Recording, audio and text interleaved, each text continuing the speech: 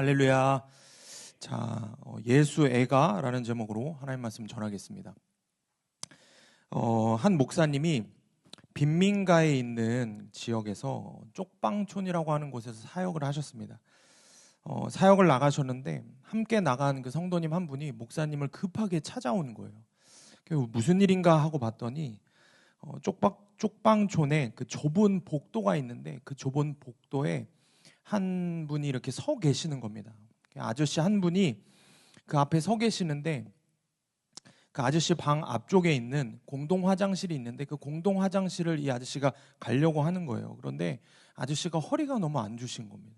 허리가 너무 안 좋으셔서 걷지를 못해서 그 바로 방 앞에 있는 화장실을 가야 되는데 그 화장실을 혼자 가시질 못해서 방 앞까지는 복도까지는 어떻게 나오셨는데 그 화장실까지 혼자 가시지를 못하고 안절부절 못하고 서 계시는 겁니다. 젊은 분이었는데 이 목사님이 급히 아저씨에게 다가갔습니다. 그런데 아저씨를 보니까 이미 아저씨가 바지에 소변을 다 싸버린 상태였어요. 다 젖어 있는 겁니다. 결국에 아저씨 방으로 모시고 들어가서 사역자들이 옷을 갈아입혀 드립니다. 옷을 갈아입혀 드리려고 하는데 아저씨 방 문이 이렇게 열려고 하는데 문이 제대로 열리지가 않는 거예요. 그래서 그 쪽방촌 작은 방에 왜 이 문이 안 열리지 하고 이렇게 힘으로 막 열려고 하니까 자세히 이렇게 틈새로 이렇게 보니까 세상에 그 작은 방 안에 쓰레기 더미가 천지인 겁니다. 목사님이 빨리 달려가셔서 큰 쓰레기 봉투 75리터짜리 2개를 사오셨어요. 그 2개를 가져오셔서 성도님들하고 함께 그 아저씨 방에 들어가서 청소를 하기 시작을 했습니다. 그래서 청소를 하시는데 얼마나 이 방에 쓰레기 천지이고 냄새가 가득한지 목사님이 마스크를 2개를 쓰셨습니다. 마스크를 2개를 쓰셨는데도 소용이 없는 겁니다.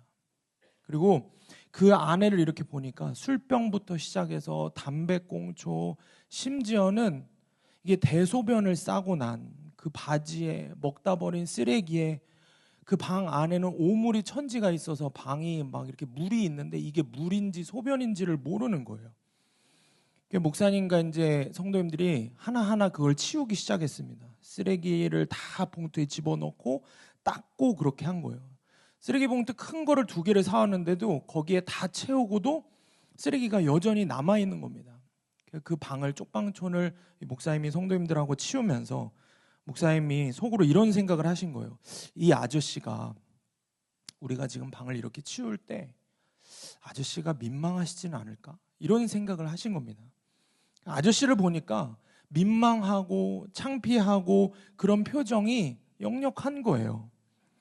그런데 참 목사님 스스로 생각할 때 이런 생각이 의문이 드는 거예요. 그렇다면 아저씨가 우리가 아저씨의 방에 이렇게 들어오기 전에 아저씨 혼자 방에 계셨을 텐데 혼자 계셨을 때는 스스로 이 더러운 방이 부끄러우셨을까? 이런 생각을 해보는 겁니다. 부끄러웠다면은 이 쓰레기들을 이렇게 두셨을까? 그때 목사님 생각이 스쳐 지나가는 게 이런 생각이 드는 겁니다. 남들에게 그것이 드러나니까 그제서야 아저씨가 부끄러움을 느끼시는구나. 혼자 있을 때는 누가 보는 사람이 없으니까 드러나지 않으니까 그걸 부끄럽다고 여기지 않으셨던 거구나. 이런 생각을 하시는 거예요. 그러면서 목사님이 스스로 묵상을 하시는데 이게 우리의 마음이겠구나. 우리가 그래서 죄를 끊지 못하는 거구나.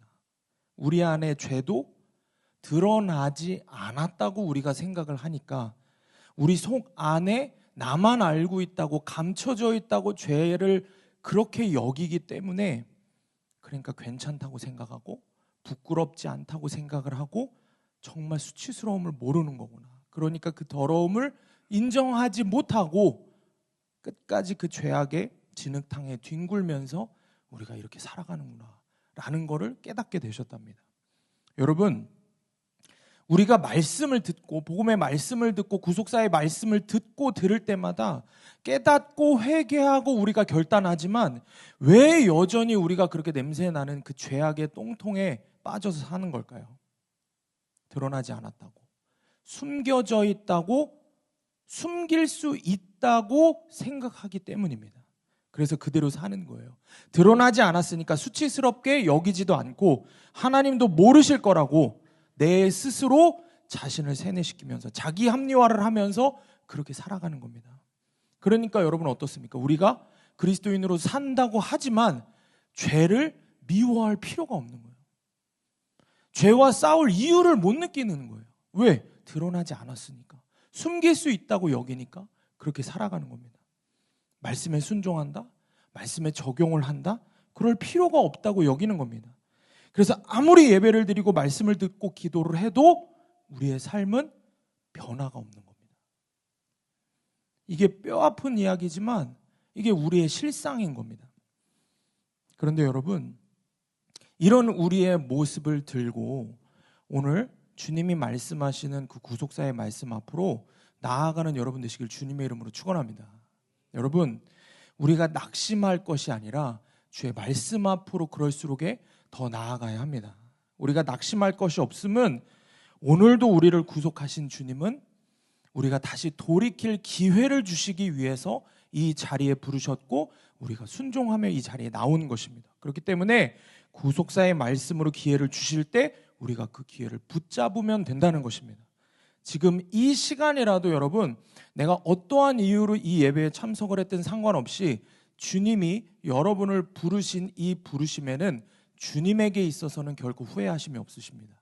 그렇기 때문에 여러분, 그 후회하심이 없으신 주님의 부르심에 결단해서 응답하는 여러분 되길 주님의 이름으로 축복합니다.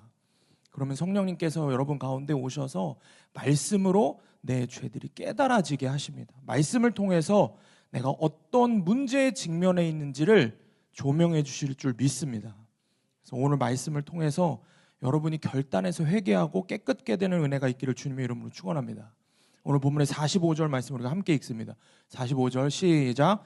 성전에 들어가사 장사하는 자들을 내쫓으시며. 자, 오늘 말씀, 본문의 말씀은 이른바 뭐라고 이야기하냐면 성전 정화 사건이라고 이야기를 합니다. 예수님이 말 그대로 성전을 깨끗하게 하시는 사건이 오늘 본문의 말씀입니다. 그러니까 성전에서 장사를 하는 장사치들을 내쫓으신 것이 오늘 본문의 말씀입니다. 그런데 왜 성전에서 장사를 하는 사람들을 내쫓으셨을까요? 성전은 오로지 하나님께 예배하고 기도하는 그런 공간이기 때문입니다. 이건 우리가 다 알고 있는 이야기입니다. 그런데 문제는 예수님이 왜 이 성전을 엎으셨는가? 이때 당시에 시대적 배경이 있습니다. 종교 지도자들이 예외의 상황을 만든 겁니다. 문제가 여기서부터 시작을 된 겁니다. 6월절 절기가 이제 다가옵니다. 6월절 절기가 다가올 때 이스라엘뿐만이 아니라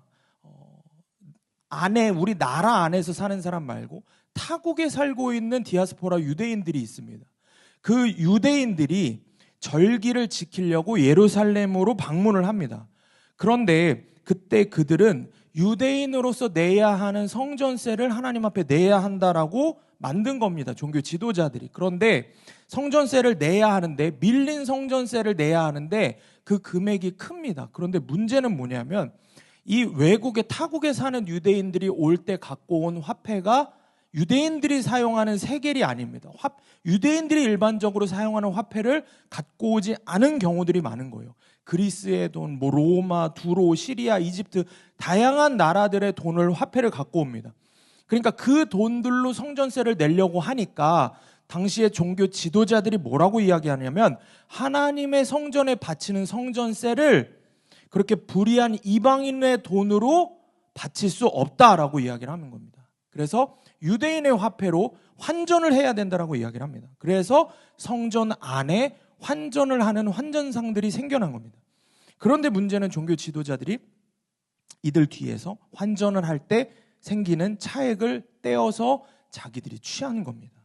근데 이뿐만이 아니죠. 절기기 때문에 하나님 앞에 제사를 드려야 되는데 유대인들이 제물을 갖고 와서 자기의 제사를 드려야 되는데 반드시 흠 없는 제물을 드려야 된다라고 기록되어 있는 거예요. 그 흠 없는 제물을 드려야 하는데 가까이 예루살렘 근방에 사는 사람들은 큰 문제가 안 되지만 멀리에 사는 유대인들은 그 제물을 갖고 오다가 제물에 흠이 생길 수가 있는 거예요. 그렇기 때문에 그 흠 있는 제물은 드릴 수 없는 거예요. 그러니까 어떻게 하냐? 종교 지도자들이 멀리 제사를 드리러 멀리서부터 오는 백성들에게 시가보다 훨씬 비싼 값으로 이 성전 안에서 가축들을 상인들과 담합해서 판매를 한 겁니다. 그렇기 때문에 예수님이 지금 성전을 엎으시고 장사치즈를 내쫓으신 것은 단순히 그냥 성전에서 상거래를 하면 안 돼라고 말씀하시는 개념을 뛰어넘는 겁니다. 그러니까 인간의 탐욕으로 하나님의 성전을 죄로 가득 물들였으니 그 성전을 깨끗게 하신 사건이 오늘 본문의 사건인 겁니다. 그래서 46절에서 예수님이 이렇게 말씀하십니다. 우리 함께 읽습니다. 시작. 그들에게 이르시되 기록된 바 강도의 소굴을 만들었도다 하시니라. 아멘. 자, 기도하는 집을 강도의 소굴로 만들었다라고 이야기를 하십니다. 여러분, 여기서 이 기도하는 집이라는 뜻은 단순히 우리가 생각하는 기도라는 행위만을 하는 것을 이야기하지 않습니다. 여기에 좀 더 깊은 영적인 의미가 있는데, 기도가 무엇입니까? 이렇게 생각할 수 있어요. 하나님께 내가 이거 해달라 저거 해달라 간구하는 것이, 나의 필요를 간구하는 것이 기도라고 생각할 수 있습니다. 그런데 여러분, 잘 알고 계셔야 되는 게 기독교 말고도 다른 종교에서의 기도도 그런 기도를 드립니다. 그러면 성경이 말씀하시는 기도가 무엇인가? 성경이 말하는 기도는 나의 필요를 하나님 앞에 간구하는 것만이 성경이 말하는 기도가 아닙니다. 성경이 말하는 기도의 핵심은 하나님과의 대화인 겁니다. 하나님과의 교제인 겁니다. 하나님과 사랑의 대화를 나누며 친밀하게 교제하는 것이 기도의 가장 중요한 제1의 목적이 되는 겁니다. 그렇기 때문에 예수님이 지금 성전을 기도하는 집이다라고 말씀하신 그 의미는, 성전은 하나님과 인간이 교제를 나누는 목적 그 이외에 어떤 목적으로도 사용되면 안 된다라고 말씀을 하시는 거예요.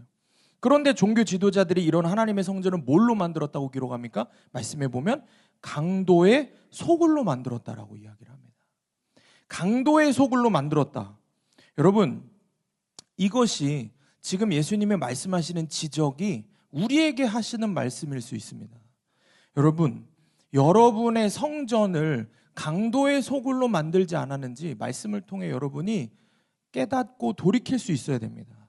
그러면 나의 성전이 어디일까요? 내가 강도의 소굴로 만들었다면 나의 성전이 어디일까요? 지금 우리가 예배를 드리는 이 수암교회가 성전일까요? 그런 의미가 아니죠. 나의 성전은, 성경이 말하는 나의 성전은 1차적으로 나의 마음을 이야기하는 겁니다. 여러분의 마음이 강도의 소굴이 되지는 않았는지를 돌아보라는 겁니다. 더 나아가서 구속사의 의미로 우리가 생각을 해본다면 성전은 나의 그런 마음으로 살아가는 내 가정과 내 일터와 내 직장, 학교가 될 수 있는 겁니다. 큐티인 해설에 보면은 이렇게 이야기를 합니다.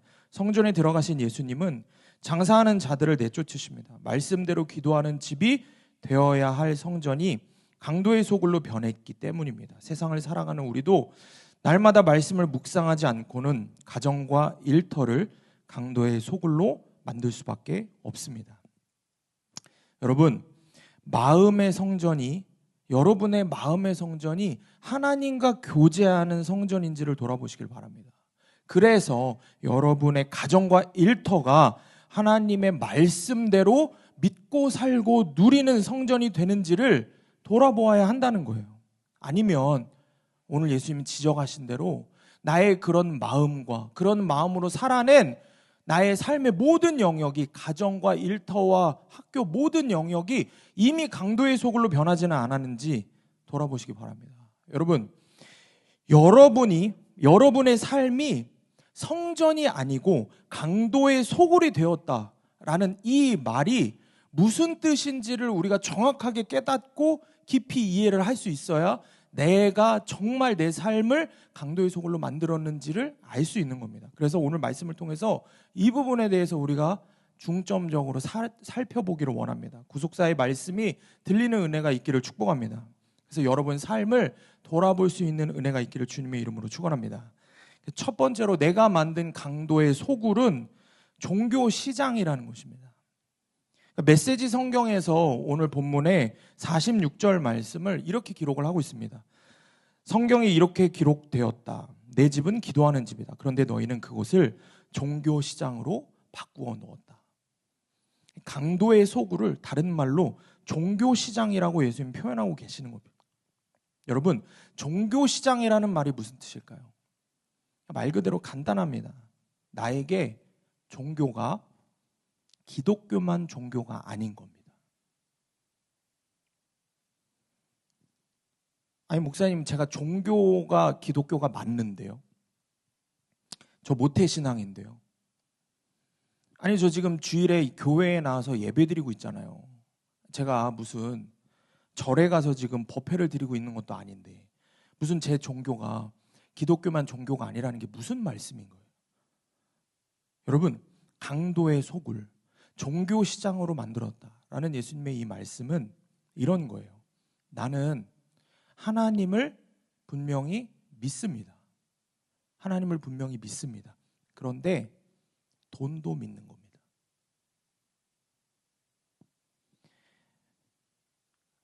나는 하나님도 분명히 필요합니다. 하나님도 필요한데 세상 성공도 필요한 겁니다. 나는 분명히 예수님 사랑하는 게 맞아. 예수님 사랑하는데 나의 자아도 사랑하고 세상 쾌락도 사랑하는 겁니다. 여러분에게 정말 종교가 기독교가 하나가 맞습니까? 여러분에게 기독교만 종교가 아니죠.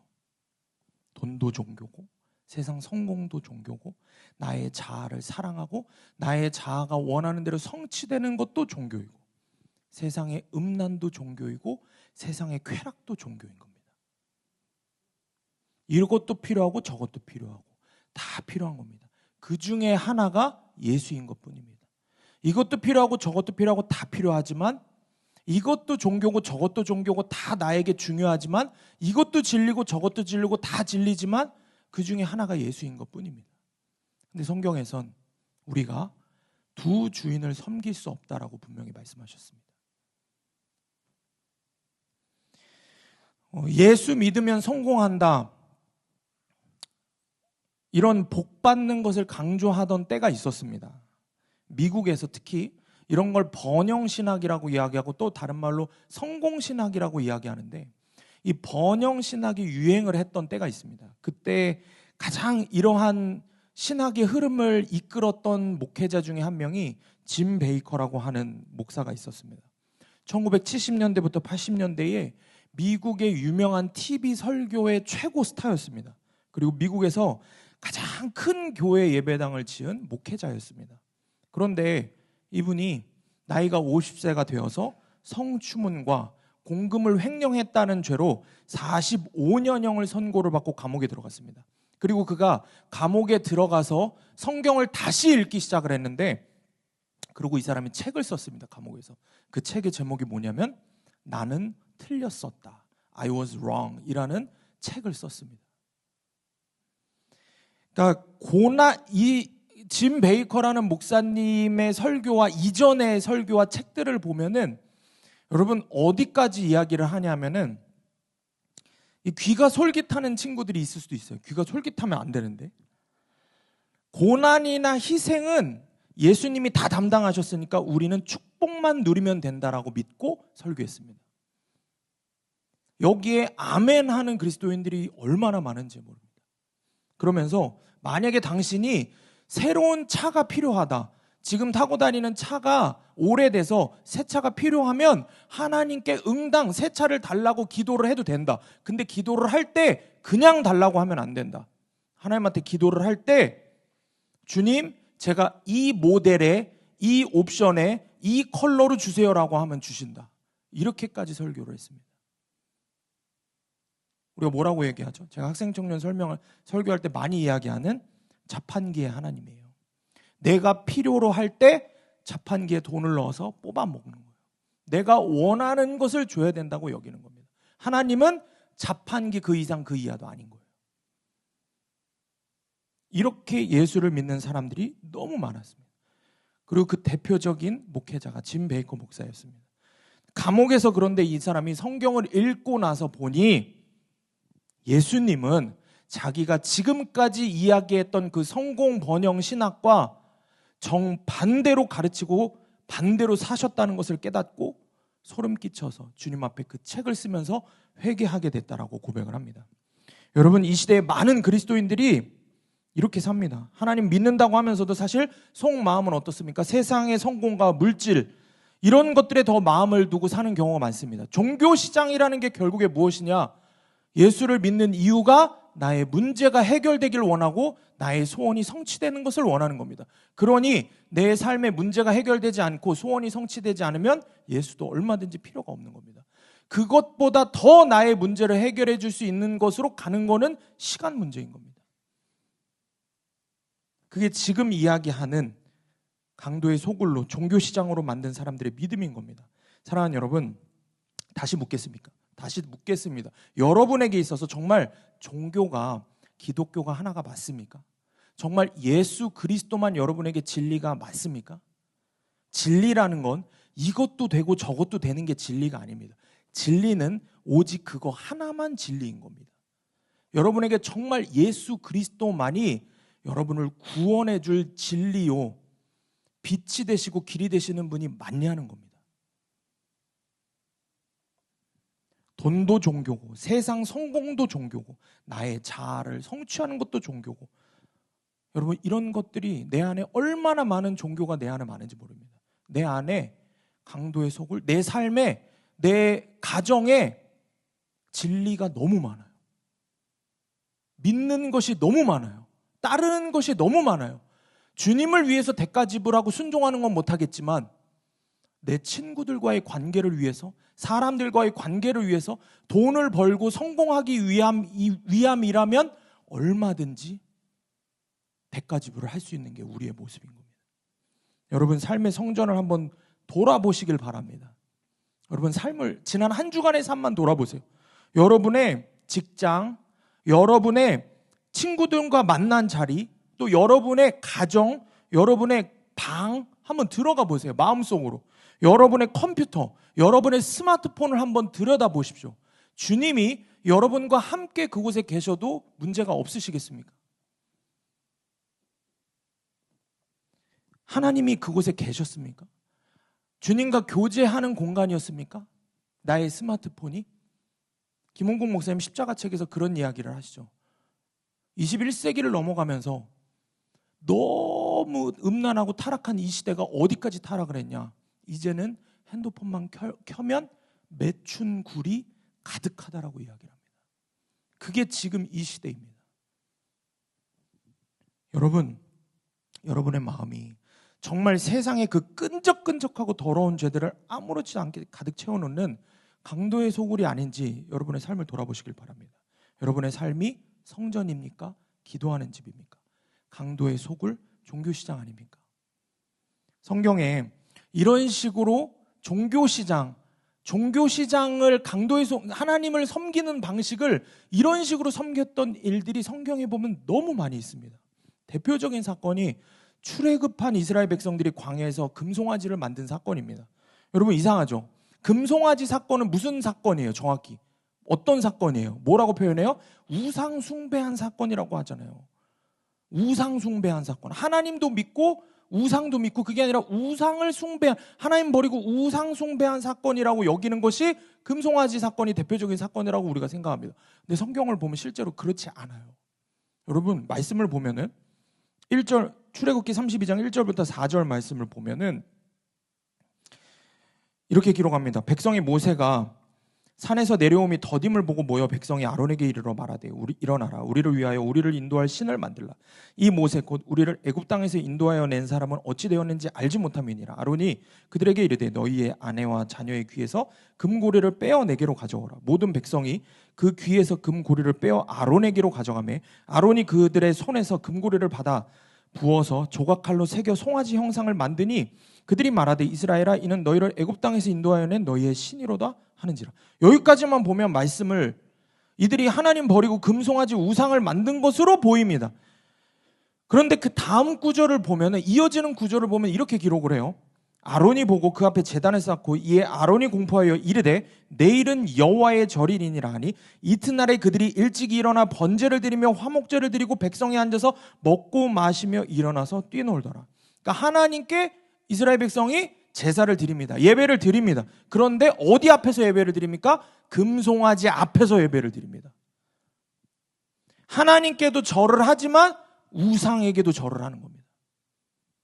하나님도 믿지만 우상도 믿고 있는 거예요. 그러면서 그들은 결코 자신들이 잘못됐다는 걸 깨닫지를 못하는 겁니다. 이게 종교 시장으로 만드는 우리의 모습인 겁니다. 우리가 얼마든지 이렇게 내 마음에 하나님 이외에 믿고 따르는 것이, 의지하는 것이 얼마나 많은지 모릅니다.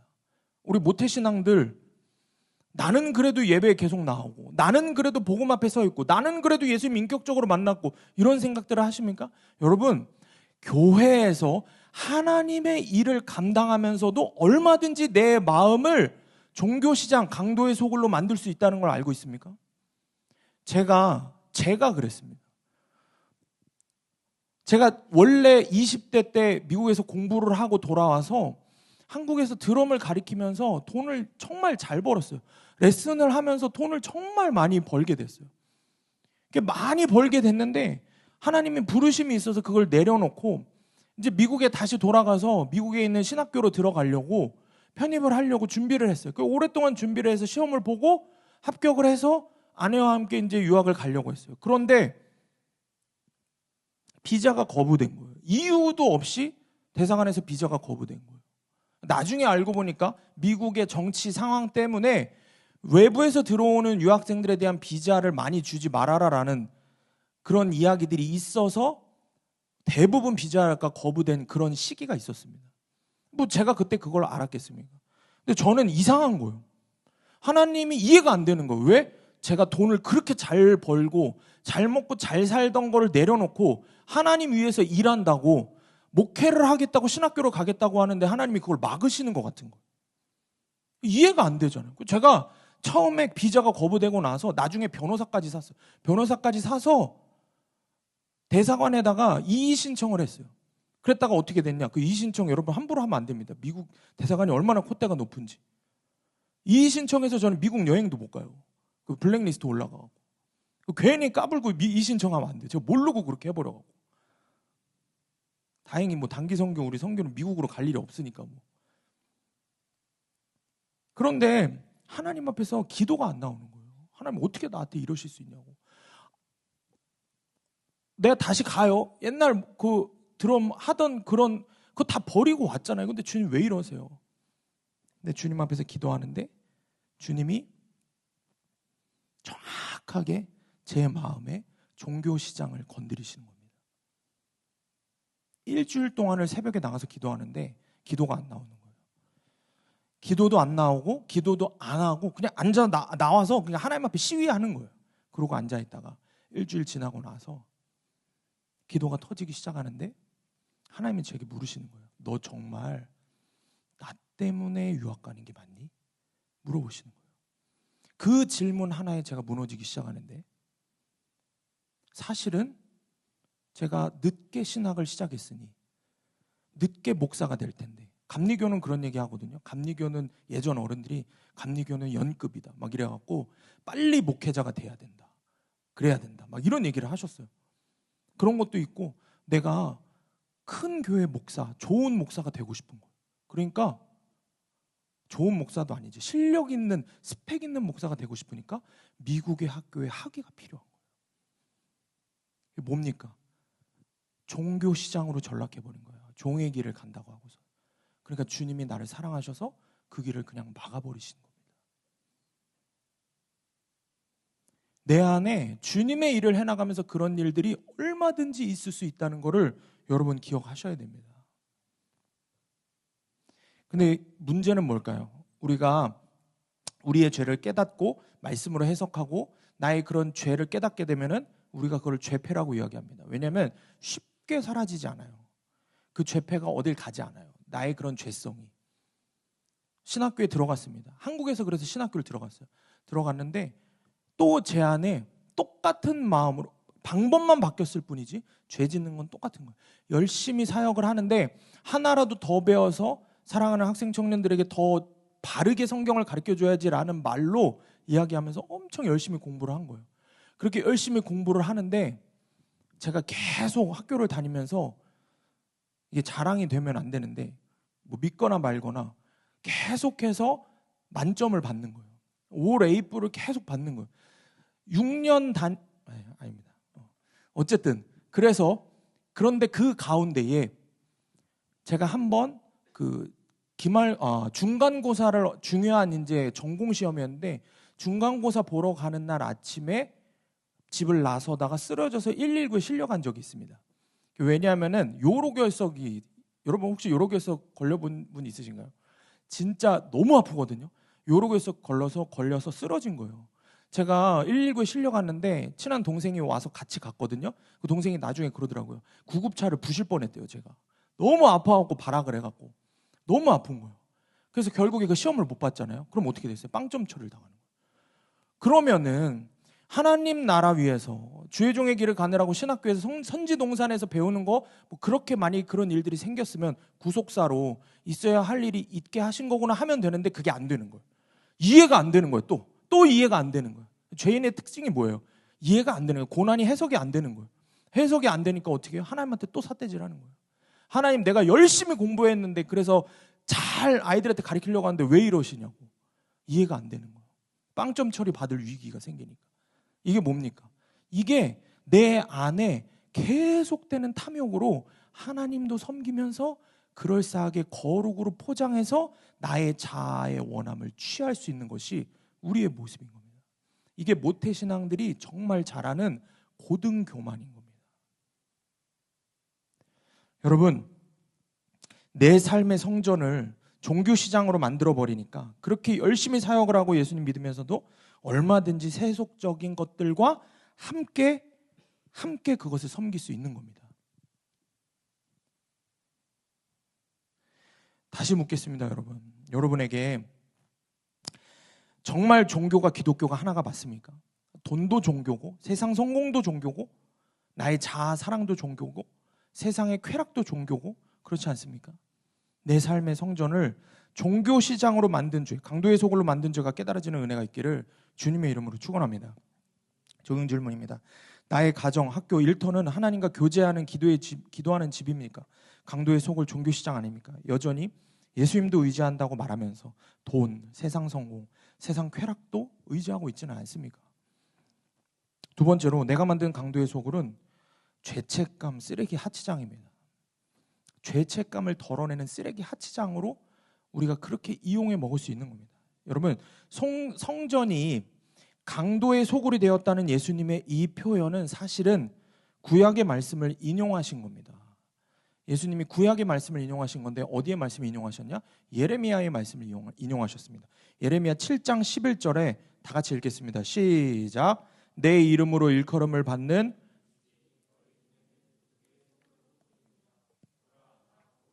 그것을 보았노라. 여호와의 말씀이니라. 아멘. 도둑의 소굴이라고 표현이 되어 있습니다. 예레미야 시대에도 이 이스라엘 백성들은 동일하게 하나님의 성전을 더럽혔습니다. 어떻게 더럽혔냐? 한 주석가가 이런 것을 이 예레미야 7장 11절의 말씀을 이렇게 해석을 합니다. 예레미야 7장 11절에서 강도의 소굴은 계속 죄를 짓고 있고 앞으로도 지으려고 하는 강도들이 안전하게 피하여 재충전하고 다시 강도질을 하러 나가는 은신처다. 그것이 성전이 되어버렸다라고 이야기를 합니다. 여러분, 이게 무슨 말이냐? 예레미야 7장 9절에서 유대인들이 수많은 죄를 지었다고 고발을 합니다. 예레미야 선지자가. 어떤 죄? 도둑질도 하고 살인도 하고 간음도 하고 거짓맹세도 하고 우상숭배도 하고 수많은 죄를 지었다고 예레미야 7장 9절에서 고발을 합니다. 그런데 문제는 뭐냐면 그들은 그렇게 죄를 짓고 나서 당당하게 성전으로 나아오는 겁니다. 성전에 와서 뻔뻔하게 하나님께 속죄 제물을 드립니다. 그리고 제사장으로부터 죄사함의 선언을 받습니다. 죄사함의 선언을 받고 그들이 뭐라고 이야기를 하냐? 10절에서 예레미야 7장 10절에서 이렇게 고백을 합니다. 내 이름을 일컬음 받는 이 집에 들어와서 내 앞에 서서 너희들이 뭐라고 말하냐? 우리가 구원을 얻었나이다. 이렇게 얘기를 한다는 겁니다.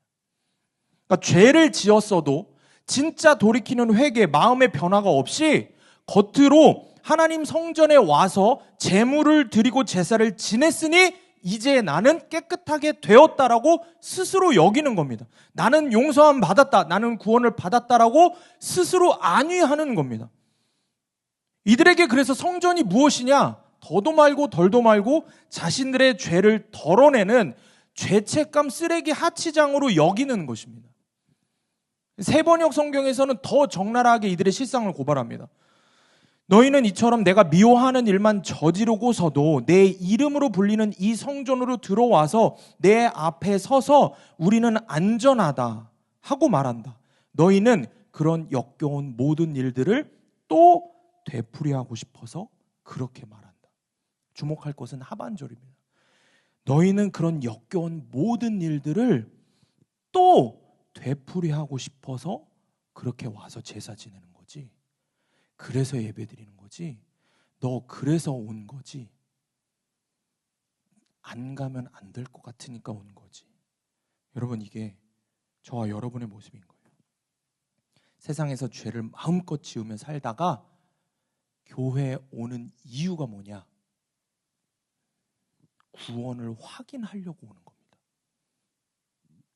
죄책감을 덜어내려고 오는 거예요. 구원 도장 받고 싶어서 오는 거예요. 그렇게 예배라도 드리면 혹시 지옥이 있으면 지옥은 면할 수 있지 않을까? 천국엔 그래도 갈 수 있지 않을까? 보험 들어놓는 마음으로 성전을 찾는 거예요. 내 삶을 변화시키고 내 삶을 말씀대로 살아보고 회개의 열매를 맺는, 정말 돌이키는 적용을 하려고 성전에 나와서 예배드리고 말씀을 듣고 기도하는 게 아닌 거예요. 왜 나옵니까? 계속 죄를 마음껏 지으려고 교회에 나오는 겁니다. 그래서 이렇게 그 주석가가 이야기합니다. 삶을 바꾸고 돌이키는 회개가 없는 구원의 확신, 죄를 계속 지을 목적으로 갖게 되는 구원의 확신, 죄를 고의적으로 계속 지으면서 더 죄짓기 위해 교회를 활용하는 강도와 같은 자들이 이 시대의 교회를 강도의 소굴로 만들고 있다. 여러분, 우리가 말씀을 듣지 못해서 죄를 끊지 못합니까? 3부 예배에 나오신 분들은 아는 게 3부 예배는 사실 필터를 빼고 설교를 합니다. 필터링 없이 그냥 그대로 이야기합니다. 이유는 우리 학생 청년들 같은 경우에 돌려서 얘기하고 포장해서 얘기하고 부드럽게 얘기하면은 남 얘기인 줄 알아요. 그러니까 그냥 곧대로 여러분들에게 이야기를 해주는 겁니다. 그래서 여러분, 우리가 말씀을 듣지 못해서 죄를 못 끊냐는 거예요. 아니잖아요. 우리가 죄가 뭔지 몰라서 못 끊습니까? 주님의 뜻이 뭔지 몰라서 우리가 순종을 못합니까? 아니잖아요. 다 알잖아요. 내가 전혀 변할 마음이 없는 거잖아요. 내가 죄를 너무 사랑하잖아요. 죄를 도저히 끊을 마음이 없잖아요. 그런데 죄는 또 죄가 맞는 거야. 죄는 또 그대로 두면 안 될 것 같은 거야. 교회를 다녔으면은. 그러니까 이걸 어떻게든 해결은 해야 되겠는 거야. 그죠? 그래서 성경이 말씀하시는 돌이키는 회개. 회개가 뭡니까? 다시는 그 짓을 안 하는 게 진짜 회개입니다. 근데 그거는 못 하겠으니까 다른 방법으로 어떻게든 신용이라도 해야 되겠는 거예요. 그 성전을 죄책감 덜어내는 쓰레기 하치장으로 이용을 하는 겁니다. 그래서 수없이 말씀 듣고 수없이 기도하면서 눈물을 흘리며 회개한다고 말은 하지만 진짜 회개를 하는 건 아니고 뭐만 합니까? 후회만 하다가 돌아가는 겁니다. 결국 오늘 본문의 예수님 말씀처럼, 그리고 구약시대 예레미야 선지자의 말씀처럼 나는 예배를, 하나님의 성전을 강도의 소굴로 만들었고 죄책감을 덜어내는 쓰레기 하치장 정도로 만든 게 그게 내 문제인 겁니다. 그런데 여러분 그렇게 계속 신앙생활 해도 되겠냐는 거예요. 우리가 계속 이렇게 예수를 믿어도 되겠냐는 겁니다. 정말 괜찮겠습니까? 여러분, 솔직하게 대답을 해보세요. 입 밖으로 하지 말고 절대. 속으로만. 정말 괜찮겠습니까? 그렇게 예수 믿어도? 여러분, 이 예배에 나오면서 지금 말씀을 들으면서 여러분 정말 변화되기를 원합니까? 그럼 정말 죄를 끊어버리고 싶냐는 거예요. 너무 예수를 믿고 복음을 믿고 십자가의 길을 가고 구원의 길을 가는 거는 정말 간단해요. 주님이 하라고 하는 거 하고 하지 말라고 하는 거 안 하면 되는 거예요. 너무 간단해요. 근데 그 중간에 괄호치고 이유들이 너무 많은 거예요. 뭐뭐 하니까 못하고, 뭐뭐 하니까 할 수밖에 없고, 뭐뭐 하니까 못하고. 이유가 너무 많아지는 거예요. 복음은 너무 단순한데 그 복음을 받아들이는 우리의 믿음은, 우리의 삶은 단순하지가 않은 거예요. 너무 계산기가 많이 돌아가는 거예요. 정말 죄를 끊고 싶으십니까? 정말 예수님 한 번만 사랑하기를 원하십니까? 여러분, 유기성 목사님의 고백이 이런 고백이 있습니다. 목사님이 신학교 1학년 때 미성년자 관람불가 영화를 처음 보셨다고 합니다. 고등학교 때까지는 보지 못했지만 대학생이 됐다고 생각하니까 제일 해보고 싶은 것이 미성년자 관람불가 영화를 보는 것이었대요. 영화를 보고 나서 어땠을까요? 신학생인데 마음에 죄책감이 올라오는 거예요. 그리고는 그런 생각을 하시는 거예요. 나 같은 놈은 버스 탈 자격도 없어. 이렇게 생각을 하시고 자신에게 벌을 주는 의미로 버스도 타지 않고 학교 기숙사까지 몇 시간을 걸어서 갔대요. 근데 여전히 마음이 괜찮아요, 안 괜찮아요? 안 괜찮은 거예요. 하나님 앞에 잘못했다는 생각이 계속 있는 거예요. 그러니까 기숙사로 못 들어가고 채플실에 들어간 거예요. 채플실에 들어가서 혼자 앉아갖고 회개 기도를 하는 거예요. 하나님, 제가 잘못했습니다. 제가 보지 말아야 할 영화를 보았습니다. 너무 잘못했습니다. 그렇게 회개 기도를 하는 거예요. 막 눈물로 기도를 하는 거예요. 근데 이상하게 마음이 시원하지가 않은 거예요. 왜 그럴까 그러고 계속 기도를 하는데 하나님이 딱 한마디 물으시는 거예요. 너 그럼 다시는 그런 영화 보지 않겠다고 나랑 약속할 수 있냐? 라고 물으시는 거예요. 문제가 뭘까요? 분명히 지금 회개했다 그랬어요. 열심히 눈물로 회개 기도했다 그랬어요. 근데 문제가 뭐예요? 주님 그 질문에 솔직하게 예라고 아멘이라고 고백하기가 어려운 거예요. 아무리 신학생이라도 목회자가 될 것이지만 그런 영화를 전혀 볼 수 없다고 하면 낙이 없을 것 같다라는 거예요. 그때 당시에 목사님 마음이. 1시간 동안 끙끙 앓다가 결국에는 목사님 뭐라고 기도하셨냐? 하나님 죄송해요 라고 기도하고 나왔다는 거예요. 지금 생각하면 목사님 스스로가 너무 부끄럽고 한심한 일이지만 그것이 당시에 솔직한 목사님의 영적 실상이었다라고 고백을 하십니다. 사랑하는 여러분, 오늘 주님이 저와 여러분에게 묻고 계십니다. 여러분 한 사람 한 사람에게 각자의 마음에 지금 묻고 계시는 거예요. 너 지금 마음에 품고 있는 그 죄 다시 짓지 않을 수 있니? 물으시는 거예요. 여러분 아멘 하실 수 있습니까? 아니면 이미 여러분의 마음의 성전이 강도의 소굴이 되어서 이 예배 나온 게 정말 그런 나의 지긋지긋한 죄를 끊어버리고 싶어서 회개하고 돌이키고 싶어서 나온 게 아니라 그냥 죄책감 좀 덜어내려고 나온 게 아닙니까? 그래서 말씀 듣고 그 죄 안 짓겠다고 생명 다해서 싸우겠다고 아멘은 그건 도저히 못하겠고 그냥 눈물 좀 흘리고 나는 그냥 여기 소그룹 모임에서 나눔을 좀 하면서 눈물 좀 더 흘리고 고백하고 이야기할게요. 그 정도는 해야, 그래야 내가 하나님 거부하고 안 믿는 거라고는 안 보일 것 같으니까. 그래서 여러분 지금 이 자리에 나와서 예배드리는 거 아닙니까? 사랑하는 여러분, 저와 여러분의 마음의 실상을 성령님께서 보게 해주시는 은혜가 있기를 축복합니다. 성령께서 말씀하실 때 찔림이 있을 때 그 마음 그대로 들고 나가야 됩니다. 나는 오늘 말씀에 예수님 말씀하시는 주님 강도의 소굴로 만든 지옥 갈 죄인이라는 사실이 인정됩니다라고 고백하는 것부터 시작을 해야 됩니다. 내가 내 마음을, 내 가정을, 내 일터를, 내 학교를, 내 핸드폰을, 내 컴퓨터를 내가 있는 자리, 아무도 보지 않는 그 자리에 강도의 소굴로 만들었습니다. 내가 그렇게 살았습니다. 고백할 수 있는 여러분 되길 주님의 이름으로 축원합니다. 적용 질문입니다. 왜 예배에 나옵니까? 말씀을 듣고 돌이켜 회개하여 변화되기 위해 나옵니까? 아니면 죄책감 쓰레기 하치장 정도로 여기지 않습니까? 여러분, 마음을 돌아보시기를 바랍니다. 마지막 결론은 날마다 말씀하시는 주님 곁에 우리가 붙어 있어야 합니다. 우리의 결론은 지금 말씀에서 살펴본 대로 내 삶의 성전을 하나님과 교제하는 기도의 집이 아니라 강도의 소굴로 만들었다는 것이 우리의 결론입니다. 그런데 그런 우리를 보시는 주님의 결론은 무엇일까요? 그런 강도의 소굴로 만든 우리를 바라보시는 주님의 결론이 무엇일까요? 오늘 본문 47절 함께 읽습니다. 시작. 예수께서 날마다 성전에서 가르치시니 대제사장들과 서기관들과 백성의 지도자들이 그를 죽이려고 꾀하되. 우리가 주목할 것은 예수께서 날마다 성전에서 가르치셨다라고 말씀합니다. 주님의 결론은 강도의 소굴로 만든 우리에게 그럼에도 날마다 말씀을 가르치시는 겁니다. 이것이 저와 여러분을 향한 주님의 구속의 은혜임을 믿으시길 바랍니다. 그러면 우리는 주님의 이 구속의 은혜에 어떻게 반응을 해야 될까요? 48절 말씀을 보면 백성이 다 그에게 귀를 기울여 들음으로. 주의 말씀에 귀를 기울여 들어야 됩니다.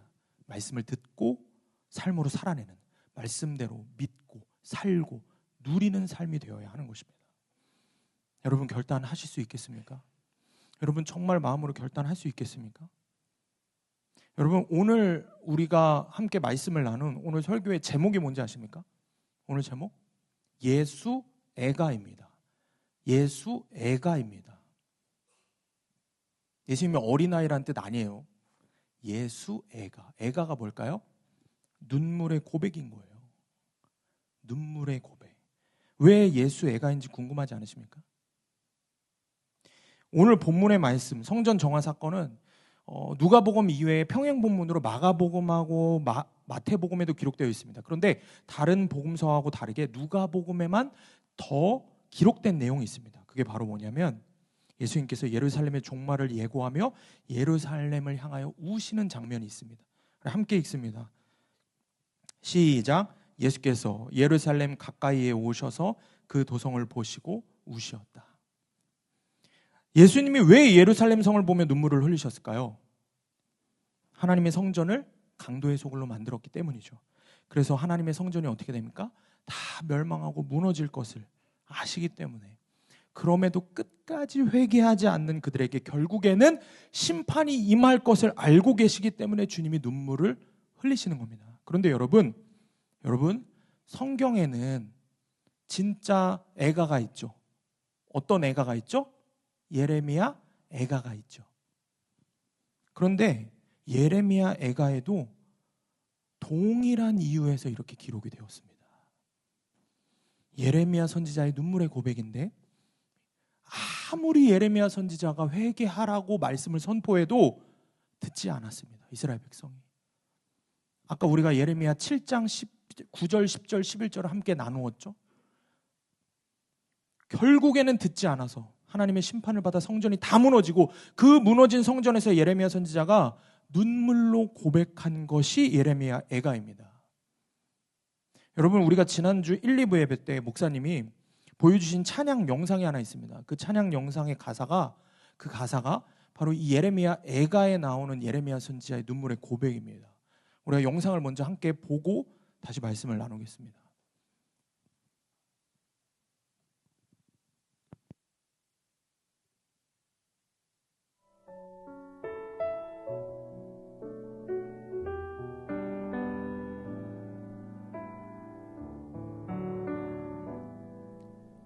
주의 인자는 끝이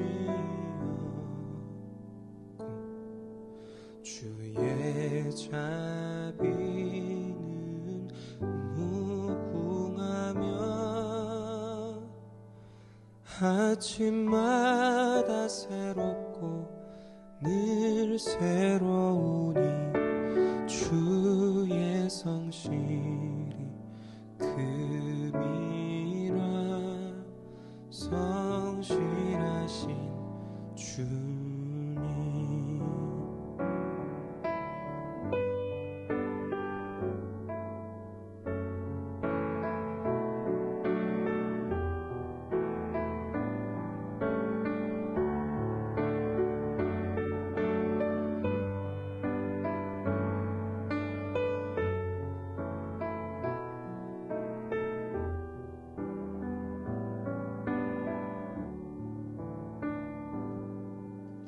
주의 인자는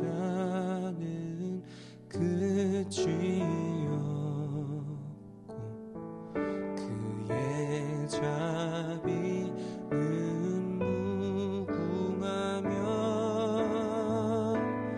아침마다 새롭고 늘 새로우니 주의 성실이 금이라 성실하신 주님 아침마다 새롭고 늘 새로우니 주의 성실이 금이라 성실하신 주님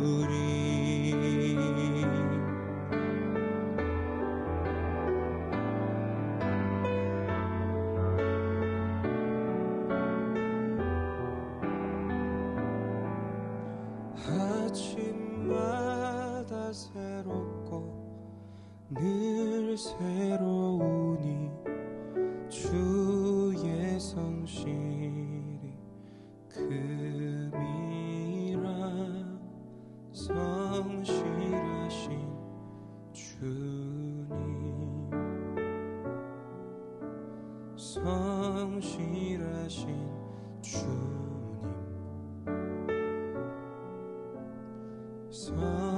성실하신 주님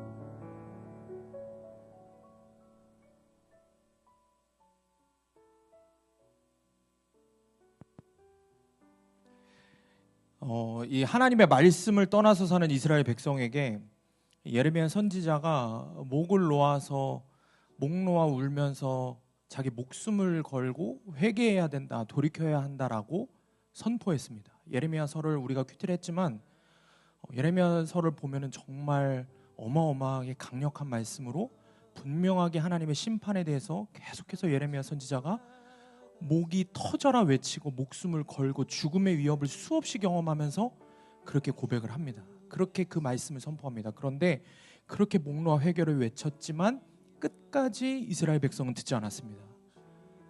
성전을 도둑의 소굴로 만들고 결국에 이스라엘 백성들이 어떻게 됩니까? 심판을 받아서 나라가 망하고 포로로 끌려가고 성전은 완전히 무너져 버립니다. 그리고 예레미야 애가에서 예레미야 선지자는 그렇게 무너진 성전을 돌면서 그 성전을 바라보고 돌면서 계속 통곡을 합니다. 그 통곡을 하면서 주의 마음으로 그 안에도 살아남은 그 사람들, 그 좌절 가운데 이제 우리는 끝났구나라고 생각하는 그 죄인들을 바라보고 예레미야 선지자가 울면서 통곡하며 이 고백을 하는 겁니다. 예레미야 애가 3장 22절에서 23절입니다. 여호와의 인자와 긍휼이 무궁하심으로 우리가 진멸되지 아니함이니이다. 이것들이 아침마다 새로우니 주의 성실하심이 크시도소이다. 여러분, 이 말씀은 우리가 무너졌지만 완전히 다 무너지고 완전히 다 심판받았지만 그럼에도 불구하고 죄인된 나를 향한 하나님의 신실하심은 오늘도 새롭고 그런 나에게 하시는 주의 말씀은 구속의 말씀은 아침마다 새롭게 주님이 나를 사랑하신다고 구속의 말씀을 허락하신다라는 예레미야의 절규입니다. 눈물이 섞인 통곡입니다. 그런데 여러분, 제가 사실 이 찬양을 정말 좋아하거든요. 그리고 이 예레미야 애가의 이 3장의 말씀을 너무 깊이 사랑하는 말씀입니다. 그런데 오늘 본문의 이 누가복음의 말씀을 계속 묵상을 하는데 자꾸 예수님의 그 눈물을 흘리시는 예루살렘 성전을 보고 눈물을 흘리시는 모습을 보는데 예레미야 선지자의 모습이 떠오르는 거예요. 구속의 은혜로 주님 앞에 나가 기도하는데 깨닫게 하시는 것이, 예레미야 선지자가 그렇게 통곡하며 그래도 주님은 긍휼하시고 인자가 있으셔서 구속의 말씀을 오늘도 우리에게 허락하신다고 눈물로 이야기하셨던 그 예레미야 선지자가, 사실은 그 예레미야 선지자의 고백과 눈물이 아니라, 한 선지자 인간의 눈물과 고백이 아니라 바로 우리 주님의 눈물이었구나. 주님은 그때 예레미야 옆에서 함께 울고 계셨구나. 함께 말씀하셨구나. 그리고 누가복음의 시대에 다시 또 무너질 예루살렘 성전을 보고 다시 한번 눈물을 흘리시면서 다시 한번 우리에게 말씀하시는구나. 아까 우리가 읽었죠? 날마다 예수께서 말씀을 가르치셨습니다. 매일매일 그럼에도 불구하고 죄인들에게 구속의 말씀을 계속해서 돌아와야 된다라고 말씀하시는구나. 눈물 흘리며 통곡하시며 말씀하시는구나. 예레미야 시대 때 말씀하셨던 그 예수님이, 누가복음 시대 때도 말씀하셨던 그 예수님이 오늘 이 시간 저와 여러분에게 그 말씀을 하십니다. 여러분의 다 무너진 강도의 소굴로 만들어서 돌이킬 수도 없고 쓰레기 하치장으로 만들어서 죄를 안 지을 수 있겠니라고 묻는 물음에 아멘이라고 대답도 못하는 믿음 없는 나를 바라보시며 예수님이 눈물 흘리시는 거예요. 예레미야 옆에서 눈물 흘리셨던 주님이, 누가복음에서 눈물 흘리셨던 주님이 지금 내 옆에서 또다시 통곡하고 우시며 나를 붙들고 주의 말씀을 매일매일 아침마다 새로운 구속사의 말씀을 허락하시는 겁니다. 여러분, 그래서 이게 지금 이 화면에 있는 게 제가 새벽기도 설교할 때 설교문이거든요. 근데 이 설교문의 위에 이렇게 말씀이 있습니다. 이게 보일지 모르겠어요. 주님의 사랑과 긍휼이 아침마다 새롭고 주님의 신실이 큽니다라고 파란색 글씨로 작게 적혀 있습니다. 페이지마다. 왜 적어놨냐면 제가 잊고 싶지 않아서, 제가 잊으면 안 될 것 같아서. 왜냐하면 매일 새벽마다 구속사의 말씀을 전할 때마다 구속사의 말씀으로 내 죄를 깨닫게 하시잖아요. 그럼 나는 항상 그런 생각이 드는 거예요. 내가 죄인인데, 내가 목사라는 이름만 달고 있을 뿐이지 나도 100% 죄인인데, 이런 나에게 가망이 없는데, 이런 가망이 없는 내가 주의 구속의 말씀을 전하는 게 맞나? 이런 마음이 항상 드는 거예요. 그럴 때마다 설교로 올라가기 전에 이 말씀을 다시 읽는 겁니다. 오늘도 여전히 나는 죄인 되었지만 이런 나를 향한 주의 긍휼하심과 인자하심과 나를 향한 구속의 말씀은 오늘도 신실하십니다. 주님은 오늘도 나를 붙들고 우시며 돌아오라고 말씀하십니다. 그래서 내가 결단하겠습니다. 그래서 내가 담대하게 주의 말씀을 전하겠습니다. 이 고백을 하고 다시 주님 앞에 나가는 겁니다. 사랑하는 여러분, 오늘 누가복음 19장 48절에 마지막에 공동 번역에서는 이렇게 기록을 해요. 뭐라고 백성들이 날마다 말씀을 가르치신 예수님께 반응을 하냐? 이래요. 백성들이 모두 예수의 말씀을 듣느라고 그 곁을 떠나지 않았다. 여러분, 이게 우리의 결단이 되기를 축복합니다. 오늘 누가 이 가운데 어떤 청년이, 어떤 지체가, 어떤 영혼이 매일 아침마다 새롭게 주의 긍휼의 구속의 말씀을 허락하시는 그 은혜 앞으로 나아가겠다고 결단하시겠습니까? 여러분, 여러분 가운데에 누가 여전히 죄인 되었지만 이런 나를 포기하지 않으시고 오늘도 구속하시겠다고 말씀하시는, 아침마다 새롭게 주의 자비의 말씀을 허락하시는 주님 앞에, 주님, 내가 죄인이지만, 내가 여전히 죄인이지만 주님 앞에 제가 나아가겠습니다. 누가 결단하시겠습니까? 여러분, 우리 청년들, 여기 많은 예배를 드린 예배자들 결단하시기를 축복합니다. 주의 이 말씀을 붙들고 주님 은혜 앞으로 나아가는 여러분 되기를 축복합니다. 주님 앞에 우리가 결단합시다. 내 주님, 제가 나를 위해 눈물을 흘리시는 예수님 곁으로 날마다 그럼에도 불구하고 아침마다 새롭게 말씀을 가르치시는 주님 곁으로 나아가서 주님 곁에 붙어 있겠습니다. 이 결단을 하는 저와 여러분이 되길 주님의 이름으로 축원합니다. 우리 함께 기도하겠습니다.